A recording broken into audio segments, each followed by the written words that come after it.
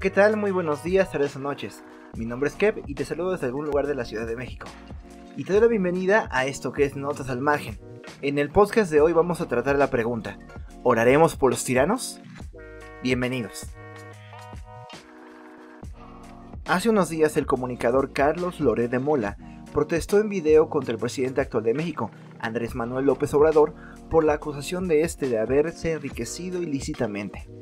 En ese video, entre otras cosas, le dice que es un aspirante a tirano. Sin meternos demasiado en el rollo que traen estos dos, aunque quizás en un futuro podríamos hacerlo, me gustaría tocar en particular el tópico de si como iglesia cristiana deberíamos orar por los tiranos. Y en el libro de Romanos se nos menciona que hemos de orar por las autoridades, ya que estas son puestas por parte de Dios y su finalidad es castigar a aquellos que hacen mal. En cambio, cuidar a aquellos que hacen el bien. Entonces, nosotros como buenos ciudadanos tenemos que velar por las autoridades, las cuales a su vez velan por nosotros. En este periodo Pablo tiene todas las razones para decir lo contrario, porque ha sido continuamente perseguido por la autoridad. Para empezar, los judíos quieren su cabeza y continuamente le acusan de forma falsa para que al apresarlo sea entregado a tribunales romanos. No es el único personaje que le está padeciendo en este periodo. De hecho, Esteban es el primer mártir. Él fue acusado de blasfemia y ejecutado en el acto. De hecho, Pablo, antes de su conversión, fue uno de los que ayudaron de alguna forma a que se instrumentase este hecho, cuidando las ropas de los verdugos. Entonces, podemos entender que Pablo no está cuidando sus intereses personales. No es una persona que diga, sí, claro, hay que cuidar a la autoridad porque a mí me conviene, porque me da dinero, porque me da cosas que tengo que defender y por lo tanto tengo que defenderlos a ellos. No, Pablo está desde el punto de vista contrario, desde una persona que injustamente ha sido procesada continuamente, él y otros cristianos, y sin embargo respetan la autoridad, oran por la autoridad. Y de hecho toman la enseñanza de Cristo de incluso darle tributo a la autoridad, mientras no le des el tributo que pertenece a Dios. Esto me hace pensar en la tiranía de algunos países como China o Corea del Norte, donde muchos dictadores se toman la atribución de ser Dios o superiores a Dios. Por eso el cristianismo en estos lugares tiene que ser o eliminado o diluido como una parte del culto hacia la figura del mandatario. Pero bueno, volvamos a la parte bíblica. Hay otra fuente de información que nos puede esclarecer un poco sobre qué debe ser nuestro trato hacia la autoridad. En el libro del Éxodo se nos muestra en varias ocasiones donde el pueblo de Israel se subleva contra Moisés. Una de ellas, muy conocida, es aquella cuando sus dos hermanos, Aarón y María, de alguna forma murmuran y conspiran en contra de diciendo, ¿qué acaso Dios no habla también a través de nosotros? Otros pasajes, como aquel que dice que no toques al ungido, refiriéndose a la figura del monarca, también nos pueden hacer pensar que el cristianismo debe estar sometido ante el gobierno, debe estar apoyándolo y debe estar orando hacia él. Por otra parte, y quisiera poner aquí el dedo sobre la llaga, no es la única forma en que Dios nos manda a actuar, sobre todo cuando los gobernantes son injustos. Es de hecho una reacción natural. Cuando algo es injusto, el pueblo intenta comunicar. Previo a ver cómo hay un cierto mandato de Dios hacia denunciar la injusticia, me gustaría hablar de dos situaciones en la Biblia que denuncian el dolor y la angustia de un pueblo oprimido. La primera de ellas se registra al final del libro de Jueces, donde una mujer es violada y muerta a la puerta de la casa de su padre. El padre sale y encuentra a su hija en la puerta de su casa muerta o agonizando y decide hacer algo verdaderamente asombroso. Él la corta en pedazos y manda cada pedazo a los representantes de las tribus de cada una de las 12 tribus. ¿Por qué hace esto? Porque sabe que no hay otra forma de llamar la atención de su autoridad. El lugar donde vive, la tribu de Benjamín, ha caído en un tipo de idolatría tan grande y un desprecio por la vida y una lujuria tan grande que estos hechos se repiten una y otra vez. Y necesita este padre de familia de alguna forma hacerles entender a los que pueden ayudarle que la situación está horrible. Si continuamos leyendo, los gobernantes, los representantes de cada una de las tribus mandan un ultimátum a esa región, a los líderes de aquella región, de la tribu de Benjamín, a lo cual ellos responden de no vamos a cambiar ni vamos a entregar a las personas que hicieron esto y háganle como quieran, palabras más, palabras menos.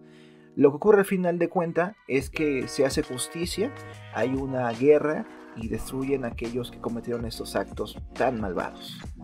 El segundo pasaje que quisiera mostrar acerca del dolor de un pueblo es aquel, al término del reinado de Salomón, los pobladores le piden a su descendiente que por favor no sea como su padre que les hizo caer sobre dura servidumbre, con la excusa de que necesitaba tener un reinado próspero, que recibiese a los dignatarios de otras regiones y vieran lo rico que eran.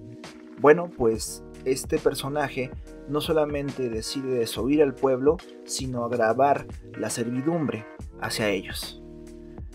Vemos cómo en la naturaleza humana no puede caber que haya injusticias en nosotros, no puede haber la noción de una tiranía sin que haya una reacción previa a ello o en medio de ello.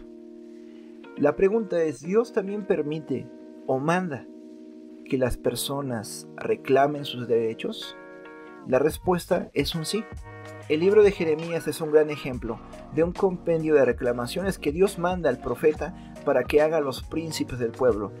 Él estaba a punto de ejecutar un juicio inminente. Los pecados del pueblo y de los dirigentes habían sido por lo menos dos. Para empezar, habían dejado al Dios verdadero y se habían ido con los Baales. Inclusive habían cometido el grave pecado de entregar a sus hijos para ser quemados. El otro pecado, que también tiene una conexión con por lo que dijimos al final, es que habían oprimido a aquellos que necesitaban ser ayudados, a los pobres, a los niños, a las mujeres. Habían esclavizado a su propio pueblo. De hecho, esta práctica era común ya en el imperio de Salomón, esclavizar no solamente a las naciones a las cuales habían tomado como vasallos, sino también a sus propios pobladores.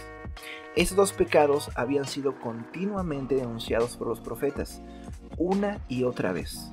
Hay una tradición continua que se prolonga hasta el último de los profetas, que es Juan el Bautista, de los profetas en este sentido, de denunciar al gobernante. En la predicación de Juan el Bautista se reclamaba continuamente el pecado de rey Herodes, que había buscado la mujer de su hermano. Entonces, no solamente es algo válido, no solamente es algo que viene del corazón humano el reclamar ante aquel que le oprime, sino también es un reclamo mismo de Dios, y es una ordenanza para algunas personas en particular el hacerlo. No olvidemos que la voz de los oprimidos muchas veces toma la misma voz de Dios. Así como la sangre de Abel clamaba desde la tierra por venganza, Dios es el que toma esa voz y se la comunica a Caín. Él tenía que haber guardado a su hermano. ¿Cuánto más le reclamaremos a aquellos que Dios ha puesto en lugares selectos cuando no llevan a cabo su función? También no olvidemos que aunque la palabra de Dios dice que Dios pone y quita reyes, eso no significa por extensión que pone y quita a todos los reyes. No podemos saber exactamente cuáles reyes han sido puestos por Dios y cuáles de ellos han obtenido su poder por su propia mano, pero podemos intuir por las prácticas pasado y presente de algunos gobernantes si están buscando de Dios o simplemente no. En ocasiones en la Biblia se nos muestra cómo hay un trato especial y particular hacia un gobernante. Por ejemplo, los reyes Nabucodonosor y el faraón de Egipto. En el caso de Faraón hubo un trato especial porque hubo muchas oportunidades y Dios mismo envió a su profeta, a Moisés, a decirle que dejara a su pueblo, que es un ejemplo perfecto de cómo Dios capacita y usa a personas para reclamar a gobernadores. Pero no solamente es un reclamo, sino un trato particular que Dios tiene con Faraón para hacerle ver su gloria y para que él se arrepiente y busque de él. En el caso de Nabucodonosor, Dios no usa un intermediario, sino que le habla directamente y le castiga cuando él no confiesa que todas las cosas que tiene son solamente a través de Dios. Y aquí hago un paréntesis. Puede que Dios no haya instrumentado directamente las condiciones para que Nabucodonosor fuese rey, o puede que sí. Pero aún así, de todas las cosas que usó Nabucodonosor para mantener y tener ese puesto, todas las cosas provienen de Dios. Su inteligencia, el razonamiento que le fue quitado y su capacidad de gobernar. Hay otros tratos que Dios hace sin que nosotros sepamos con gobernantes y reyes. Pero hay que reconocer también que en este proceso de ayudar a reyes, a ayudar a gobernantes, a ayudar a dictadores a conocer a Dios, la iglesia es un instrumento sí o sí. En la Alemania nazi, la gran cantidad de los cristianos decidieron creer que Hitler era un nuevo Mesías. Inclusive hubo quienes se atrevieron a decir que la salvación vino a través del Führer, que Cristo se había manifestado a Alemania a través de Hitler. Eso definitivamente no es un pensamiento donde ponga a Dios sobre las demás cosas y sobre las demás personas. En este sentido, la iglesia fracasa, pues no es capaz de reconocer cuál es su prioridad y reconocer que dentro de esa prioridad tiene una comisión especial de decir que lo malo es malo y lo bueno es bueno, aunque pierda privilegios. Unos pocos como Bonhoeffer o Karl Barth se atrevieron a desafiar la idea hegemónica que tenía la iglesia, desafiar e ir en contra de sus propias iglesias, con tal de proclamar que era el verdadero Führer, el verdadero Señor, con tal de proclamar y reclamar que se estaban oprimiendo los derechos de muchas minorías. Esto es parte del quehacer cristiano. Claro, debemos orar por aquellas autoridades que nos son contrarias, pero también tenemos que reclamarles y alzar la Biblia como la única regla de fe, como el único estándar de moral. Como dijo Jesús, es necesario hacer aquello sin dejar de hacer esto. Gracias por escucharme, me da mucho gusto en serio compartir esas pequeñas reflexiones acerca de muchas cosas que están a nuestro alrededor. Espero también en un futuro hablar más profundamente de política y cristianismo. Me gustaría que me dieran sus opiniones sobre este y otros temas que les gustaría que abarcase o reflexionase un poco. Déjenme sus comentarios sobre ese tema y por favor, díganme su postura respecto a los gobernantes. ¿Es válido o no reclamarles cuando hacen injusticia? ¿Es válido o no orar por ellos en la misma condición? ¿Seremos fieles solamente cuando nos va bien y nos benefician los gobiernos? ¿O seremos fieles inclusive cuando estos vayan en contra de la voluntad de Dios?